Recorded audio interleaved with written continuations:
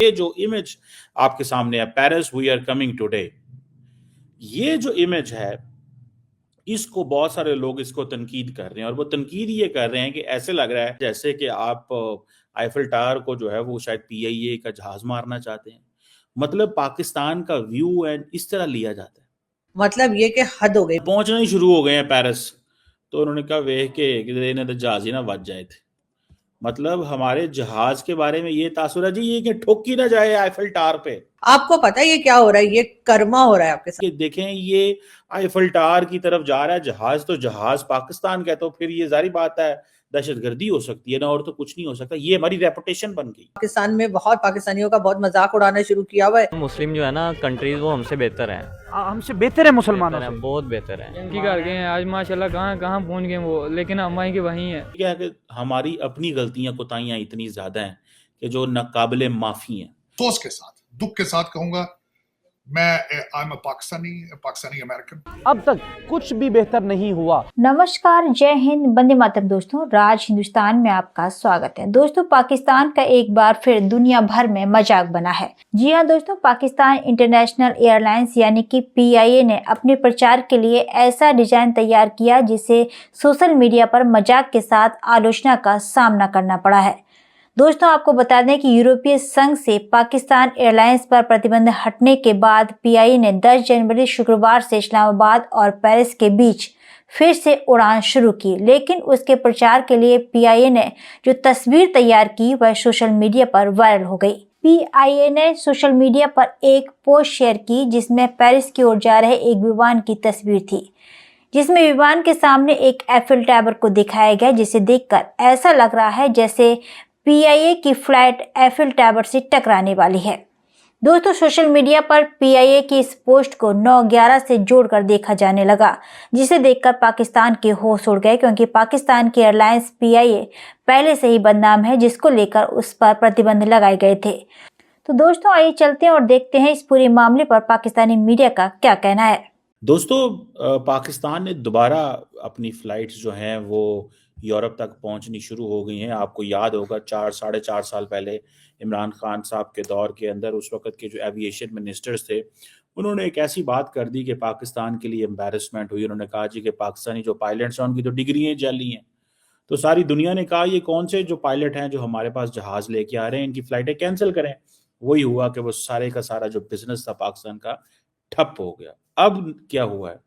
اب دوبارہ پاکستان نے وہ تمام ایسے لوگوں کو نکالا جو جن کی ڈگریاں جعلی تھی، ون سیکنڈلی ایسے جتنے بھی جو میئرز تھے جو کہ European union, United kingdom, United States اور باقی ممالک نے کہا کہ لیں، وہ سارے کے سارے وہ میئرز لیے، اور اب دوبارہ پاکستان کی فلائٹس وہاں پہنچنی شروع ہو گئی ہے۔ اس سے پہلے کہ میں وہ بات کروں، اصل بات کی طرف آؤں، یہ جو امیج آپ کے سامنے ہے Paris we are coming today, یہ جو امیج ہے اس کو بہت سارے لوگ اس کو تنقید کر رہے ہیں، اور وہ تنقید یہ کر رہے ہیں کہ ایسے لگ رہا ہے کہ جس بندے نے یہ امیج بنایا وہ 9/11 کے بعد پیدا ہوا ہے۔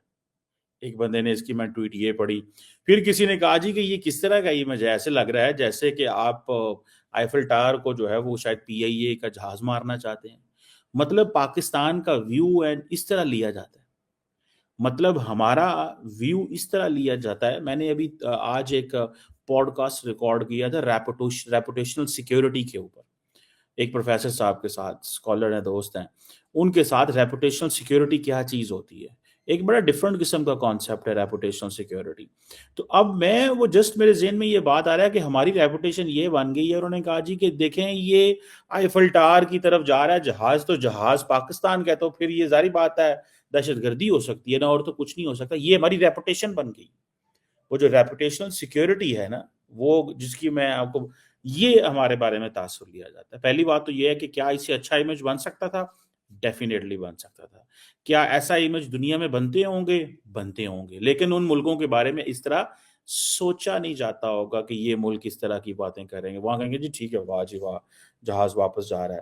لیکن کیونکہ یہ پاکستان ہے، اس کو بزنس دوبارہ مل رہا ہے، یہ دنیا میں مین سٹریم ہو رہا ہے، اس کی اپنی جو انٹرنیشنل کیریئر ہے وہ بک رہی ہے، اور بک رہی ہے تو وہ ریوائیو ہو رہی ہے، وہ اپنے جہاز جو ہے وہ دوبارہ یورپ تک پہنچا رہی ہے. تو پاکستان کا کیس لڑنا انتہائی مشکل کام ہے. آپ کو پتہ ہے اس چیز کا مشکل کام اس لیے ہے کہ ساری کی ساری جو پبلک اوپینین ہے وہ تو ٹویٹر پہ بن جاتی ہے, سوشل میڈیا پہ بن جاتی ہے.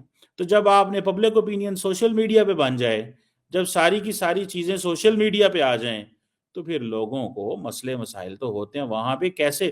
اور پھر سارے کا سارا جو ملک ہے وہ اتنا ڈیوائیڈڈ ہو کہ 70-80% ملک جو ہے, 60% ملک جو ہے وہ ایک طرف پہ جا رہا ہو, 40% ملک ایک طرف جا رہا ہو, اور جو موجودہ حکومت ہے اس کے اوپر بھی کریٹیسزم ہو. تو پاکستان کا کیس لڑنا واقعی مشکل کام ہے. اور دین تھینکس ٹو پھر آپ کے دوست بھی اس طرح کے ہوں دنیا کے اندر جو یہ کہتے ہوں کہ یار ذرا انہاں ٹھیک کر لینا نا اساں, ٹھیک ہے انہاں ذرا اسی ٹھیک کرنے ہیں, انہاں دی تویتاں ٹھیک کرنے ہیں, ٹھیک ہے. اور وہ پھر آپ اس چیز میں پھنس جاتے ہیں.